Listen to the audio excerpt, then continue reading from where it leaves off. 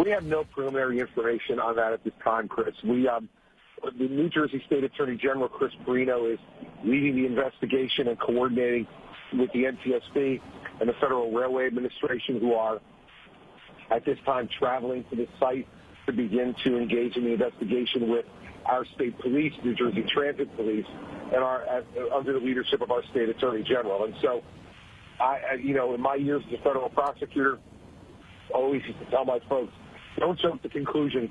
Let's let the facts lead us to the conclusion. And that's what we're going to do in this instance. But at this time, folks should know we have no information that leads us to believe that this is anything other than a tragic accident. And we'll just continue to pursue all the information and evidence and come to conclusions as quickly as we can. Governor, are there any early indications as to what happened here, what went wrong? There really aren't, Mary. What we know is that the train came in, as you can see from the damage, at a high rate of speed. Now, why that is and what happened is stuff that we just can't jump to conclusions on now, that we're going to have to wait for trained law enforcement and regulatory investigators to do their work, and we need to let them do their work.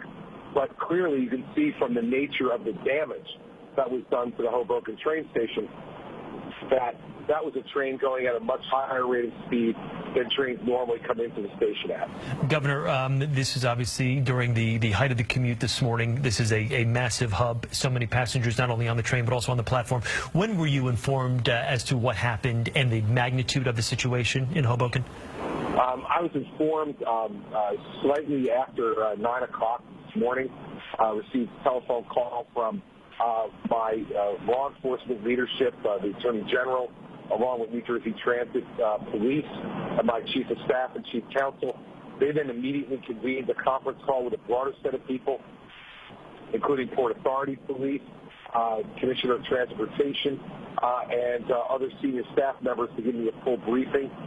Thereafter, I got on the phone with Governor Cuomo.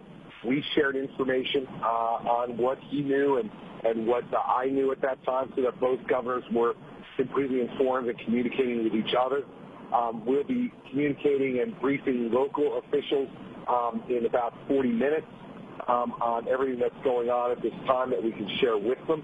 And I've been in regular communication with the Attorney General, my Homeland Security Director, and my Chief of Staff in order to keep fully briefed.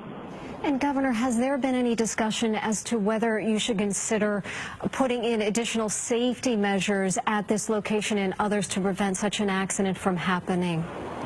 Mary, we just still don't know what the cause of it was, so we certainly can't jump to any conclusions about what other equipment or action should be taken to try to be sure that an accident like this doesn't happen again. We could, in fact, just be dealing with human error as well, or some type of medical situation. You just don't know. And so the fact is we can't jump to any conclusions yet. But what I can assure the people of New Jersey is that safety is New Jersey Transit's first goal, and that if there are additional steps that need to be taken based upon the evidence of why this crash occurred, we will certainly take those steps. But we don't have any indication of that at this time, and it would be wrong to jump to any conclusions. Governor, I know you've had a chance to see some of the images from the crash site. Do you have any intentions of going down there for yourself to see firsthand of the situation and just how bad it is? Yes, Chris. I'm going to be there this afternoon. I wanted to give both the local, the law enforcement, EMS, and we sent structural engineers from both the Port Authority of New York and New Jersey and New Jersey Transit to inspect the structural integrity of the station. We don't want to let people into the station until we know that the structure is stable and safe. And I'll be coming there this afternoon to look at it personally. But I wanted to give those people kind of an unfettered right unfettered opportunity, without having all the commotion that comes along with the governor being on site to do their work before I go there. And Governor, as we're speaking to you, we're taking a look at video of those who've been injured. Can we get your thoughts for the families of the victims and also the first responders who ran into harm's way this morning? Well, first off, for the families of the victims, they are in our thoughts and our prayers, and we hope that the one casualty that we have suffered today will be the only one that we have. So we're praying for that result and for the families of the folks and the victims themselves who are undergoing medical care right now.